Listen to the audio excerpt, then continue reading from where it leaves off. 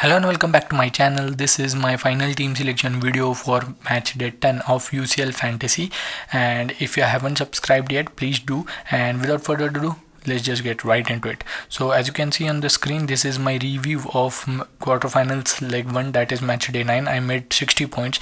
My captain was Vinicius Junior and I didn't change it to Mbappe, and it was the right decision. I went with Donnarumma, which was probably the worst decision I had made, and he led to the two Barca goals. And in my defense, I had Molina, Hernandez, and Matson. None of them returned. Molina did give an attacking return, but he only gave 4 points. In the midfield, I had Valverde, who I brought in place of Saka, which was a good move because I also kept Odegaard, who gave me 5 points.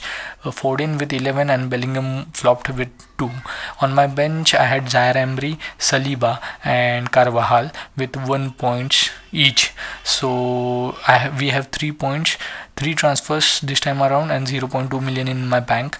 I got a green arrow of over 1k. My overall rank right now is 1165 and my total points are 655. So the moves that I am looking to make are downgrading Donnarumma to Lunin or Ortega, as they are cheap priced, and so that I can upgrade my midfield, that is Zaire Emery, to probably Pedri or Kimmich. And one more move I could make is transferring out Odegaard and bringing in Sane, because I think Bayern Munich are favorites, and also I think by Barcelona have edge over PSG, obviously, because they are playing at home and have 1 goal advantage. I think Atletico Madrid will definitely qualify, and the match between Man City and Real Madrid is really tough one. It depends on tactics and what lineup Pep will put in.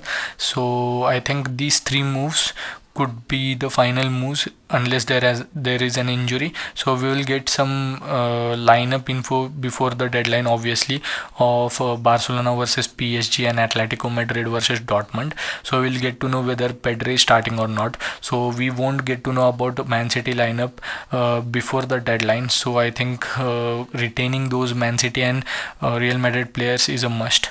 So as you can see, by making those 3 changes, I got Lunin as my goalkeeper playing against Man City at home. Don't expect anything from him or any other goalkeepers. I don't think there will be a clean sheet. Then at the back, it's Molina, Hernandez, and Matson. Expect some attacking returns this time around, as Dortmund are playing at home and are 1 goal behind Atletico Madrid. So owners will be on them to play an attacking brand of football, and Atletico Madrid could just hit them on counter and hurt them.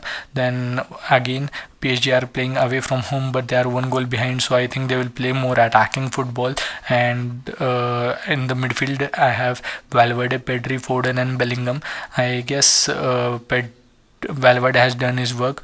Pedri, when he came on in the first leg, got an assist instantly, so I have him. I hope he starts. We'll get the lineup news beforehand. Then it's Foden and Bellingham. I don't expect anything from Bellingham, and I hope Foden gets into the starting 11 because he got injured. Then up front, it's Mbappe, Kane, and Vinicius. So Mbappe probably will be my day 1 captain. He will be facing Barcelona. I think he didn't have a bad game, in the sense that PSG attack was not going through him. The tactics were a bit off, though Enrique had told him to play at the central part, that is as a center forward, but he wasn't getting the service, so he shifted to the left wing, where he was always getting doubled up by the Barcelona defense.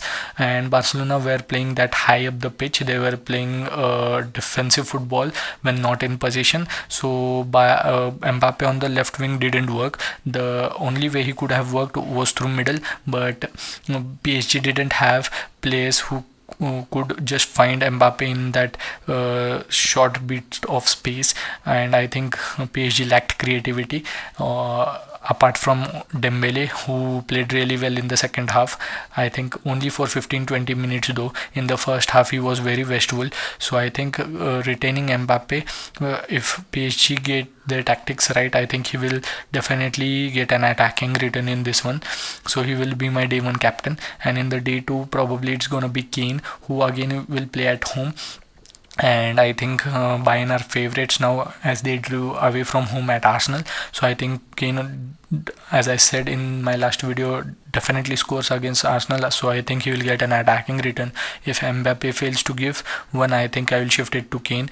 And it is very important to get the captaincy right in this one, because many of the managers will own Haaland, who plays at home against Real Madrid, and I think it can again be a high scoring matchup. So then it's Vinicius Junior. So everything Real Madrid do will depend upon how Man City line up. If again, as I said in my last video, if Man City put up a lineup with De Bruyne plus Haaland in the team and don't have runners who work hard off the ball, I think it will be a day for Vinicius Junior. So we will be knowing what Man City's lineup is beforehand, that is before shifting our captaincy. So again, day 2 captaincy will depend on the lineups. So if Man City include Kevin De Bruyne, I think there is a case to make for Vinicius Junior captaincy.